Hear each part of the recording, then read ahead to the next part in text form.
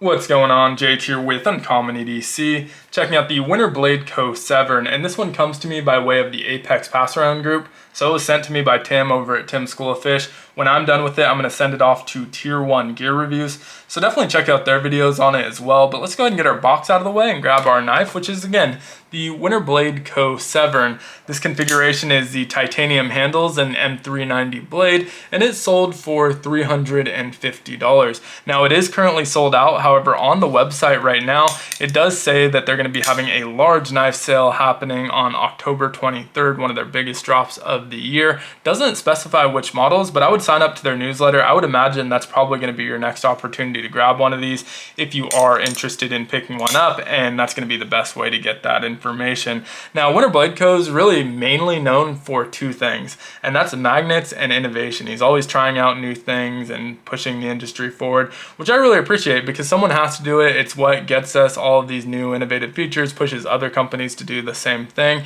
And so this features two of those things. And so we'll start with those. I think they're a little bit more interesting, but we will get into the basic knife specs and all of that as well. So I mentioned magnets. Usually those are going to be on the internal. For example, with our Factor, we had that for our locking mechanism. It had the detent was kind of created by magnets. No magnets on the internals of the Severn. However, we still do get a magnet in our thumb stud. So this is an otherwise very ambidextrous knife. The locking mechanisms, and there are two locking mechanisms, and the pocket clip is reversible, all ambidextrous. But the thumb stud is set up for right hand carry only, and so you can see there's nothing on the back besides that pin, which isn't a thumb stud, not something you can really catch your finger on. And so the cool thing about it is that the thumb stud is actually reversible. You can move it to the opposite side if you choose to, and that's all done with magnets. And so the thumb stud itself is a magnet. There's a pin going through it that goes through the blade. The magnet keeps that pin from falling out and also acts as our thumb stud. The pin keeps the magnet from moving around because it is locked in place with that hole in the blade. And so just kind of a really interesting and unique setup, and it does make it really easy to change. No tools needed, although you can use a tool if you'd like to press that out. So the way it works, and I'll kind of show it here, hopefully it shows up well enough on camera, is if you put enough pressure on that pin, you'll see that start to lift out of the stud. And so once you do that, you can get your nail under there, pull that pin out, obviously make sure not to lose it. We'll set that down right here, and you can see the thumb stud has a hole in it, and that is the magnet, so you can move that around on the blade, replace it on the opposite side for a left-handed thumb stud. I'm actually not going to leave it there because I'm right-handed, and so obviously it makes more sense for the duration of the video for it to be on the right side, but you can move it to either side, replace that pin, make sure it goes through the hole. Once you do, it's locked into place. You don't have to worry about that falling out. It's not going to fly out no matter how hard you flick that open. It is very, very secure. So pretty simple and elegant method, but it definitely works. It definitely stays in place. And so that's a really cool feature. The other cool feature on this one is the new locking mechanism, which he calls a stealth lock. So on the side, you can see this bar style lock. We had the similar lock on the Factor, although they work very differently. And so the Factor was one-sided, so not as ambidextrous, but also you couldn't use it as a deployment method. You pull this back and flick your wrist, absolutely nothing happens, but it does work for our locking method, and you can swing that closed. And so it works a little bit differently here. This time it does work as a deployment method. It's also double-sided, so again, very ambidextrous. You can flick that open if you'd like to, flick it back to closed, and no magnets holding it closed, although it does have some sort of system in there to try and minimize the bounce on it. You still get a little bit, and definitely a little bit more than the Factor, but also a little bit minimized. But this one also introduces the spine lock portion of the lock, and so it's all the same locking mechanism. So I said multiple locks, but it is one locking mechanism, but they work separate from each other, so you can use either one. And so you can see ever so subtly that sticking up from the spine of the knife. There's a little bit of jimping there. It grabs onto your finger. You can use that again for deployment or for swinging that back to closed. And so really cool. If you're familiar with the Shark Lock, it's a very similar system, although again, not identical. So you can see it has kind of the same configuration where it's sticking up. The Shark Lock is a lot less subtle, so Stealth Lock definitely makes more sense there, but it works exactly the same in that it swings that blade open. You can use it for deployment or for snapping that closed as well. The major difference here that I find is that the Shark Lock wants to kick the blade out when you pull that lock, and so so with no wrist at all, you can see the blade kind of jumping out, starting that deployment. And then when you let go, it goes back closed.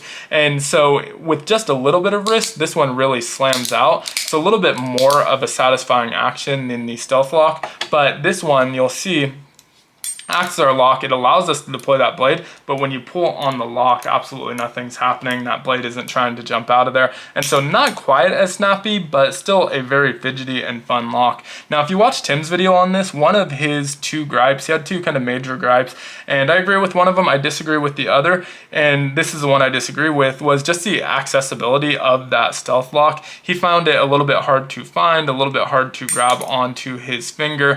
For me, it feels very natural. Maybe it's because I've fidgeted with that shark lock so much that the placement is exactly the same. I know exactly where to find it, and my finger just grabs right onto it on the spine. And I do prefer that over the bar lock portion.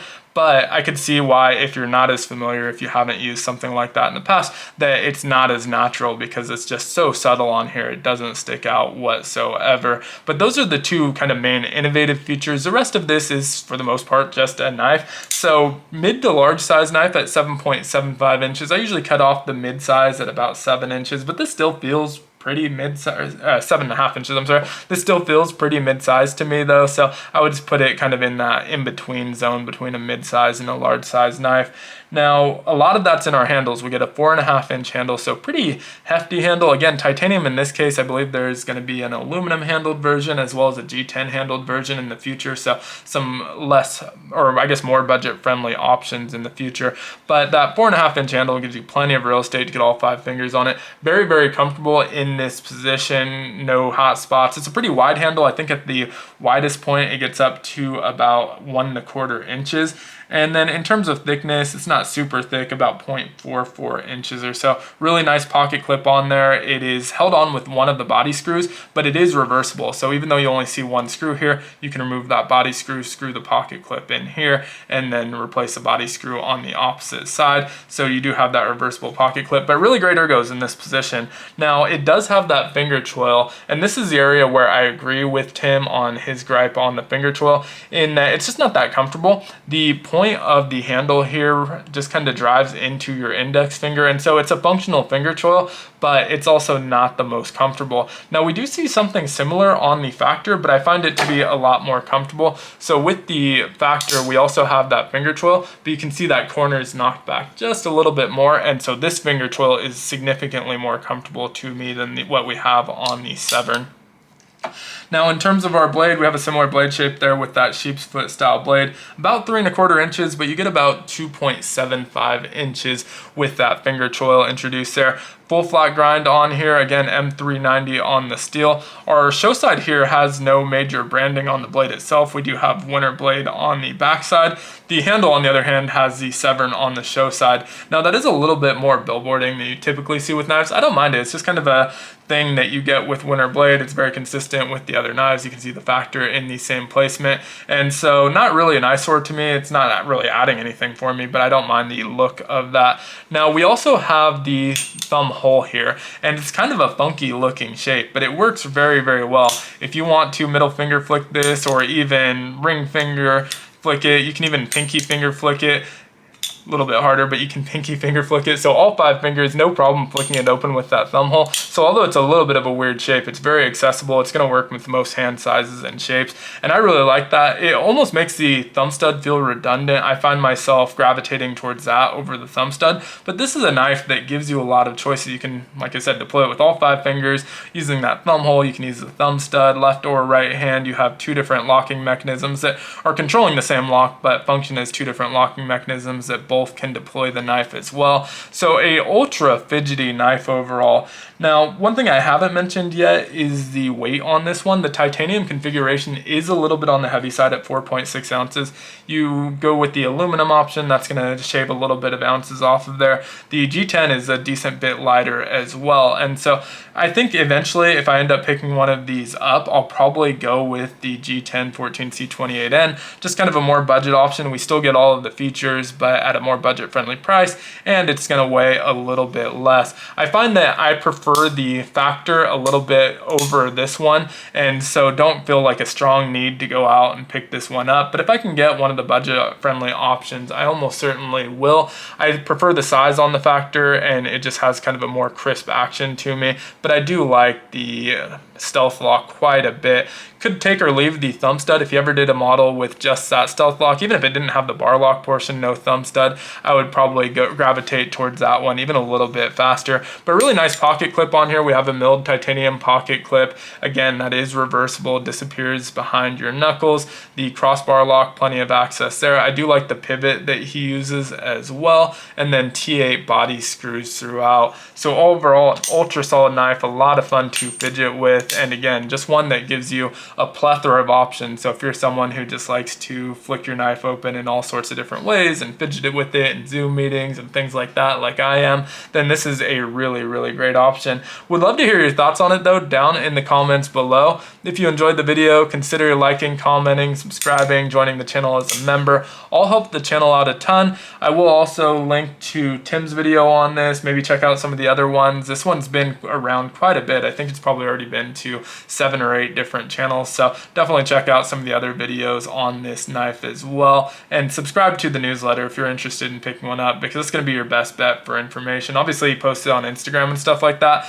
but you never know if you're actually going to see the post. Stuff gets shadow banned all the time. So I prefer to go the newsletter route when I really want to make sure I get a drop. But thanks so much for watching. If you enjoyed the video, again, like, comment, subscribe, join the channel as a member. As always, hope you have a great one. Take care.